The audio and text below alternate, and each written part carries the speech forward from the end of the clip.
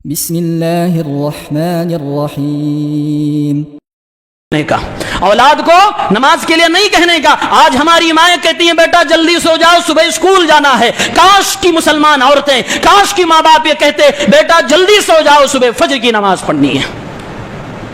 ایک مشہور مدرسے کے ایک طالب علم کا واقعہ ہے کہ استاذ نے کہا جو فجر کی نماز نہیں پڑھے وہ مدرسے نہیں آئے گا ورنہ اس کو بھگا دیا جائے گا. طالب علم نے اپنے گھر اپنے ماں باپ سے کہا فجر کی نماز کے لیے مجھے جگہ دینا ورنہ میں اسکول نہیں جاؤں گا. والدین نے کہا ٹھیک ہے. فجر میں سب سو گئے، بچہ بھی نہیں اٹھ پایا، ماں باپ بھی نہیں اٹھ پائے. جب وہ سورج طلوع ہونے کے بعد اٹھتا ہے اس کی امی کہتی ہیں بیٹا اٹھ جاؤ اسکول جانے کا وقت ہو گیا. کہا امی جان فجر کے لیے نہیں جگایا، میں اسکول نہیں جاؤں گا، میں مدرسہ نہیں جاؤں گا.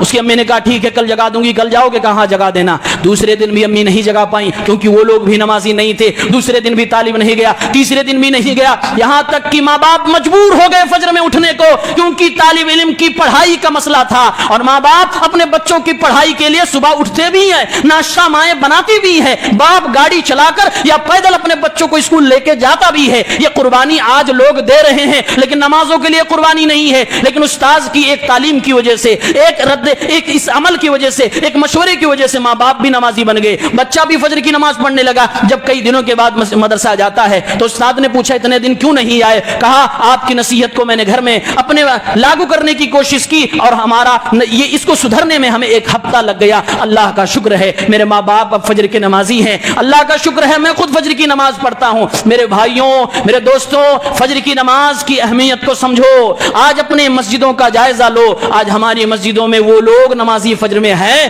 جن کو نیندیں نہیں آتی ہیں، جن کو پریشانیاں ہیں، جو سکھ اور آرام کی زندگی جی رہے ہیں. آج رب سے بغاوت کرتے ہوئے وہ ہماری مسجدوں سے دور ہیں، وہ نمازوں سے دور ہیں. فجر کی اہمیت کو سمجھو. عبداللہ ابن ام مکتوم ایک اندھے صحابی تھے، آنکھ سے دکھائی نہیں دے رہا ہے، گھر سے مسجد دور ہے اور مسجد اور گھر کے درمیان درندے بھی ہیں اور مسجد اور گھر کے درمیان صحیح راستہ بھی نہیں ہے، اس میں جنگلات بھی ہیں، دیواروں سے پیڑوں سے ٹکرانے کا ڈر بھی ہے. نبی کی بارگاہ میں آ گئے، اے اللہ کے نبی کیا آپ میرے لیے کوئی رخصت پاتے ہیں؟ کیا مجھ عبداللہ ابن ام مکتوم اندھے صحابی کے لیے جس کے ساتھ یہ پریشانیاں ہیں اجازت ہے کہ میں اپنے گھر میں نماز پڑھ لیا کروں؟ میرے نبی صلی اللہ علیہ وسلم نے کہا اجازت ہے. جانے لگے، پھر آپ نے فرمایا ابن ام مکتوم واپس آؤ. واپس آئے، میرے نبی نے فرمایا ابن ام مکتوم کیا کان میں اذان کی آواز جاتی ہے؟ فرمایا ہاں اللہ کے نبی جاتی ہے. میرے نبی نے فرمایا انی لا اجد لک رخصہ، اے میرے صحابی رب کی شریعت میں تیرے لیے بھی میرے نزدیک کوئی رخصت نہیں ہے، تجھے مسجد میں آ کر نماز ادا کرنا ضروری اور فرض ہے.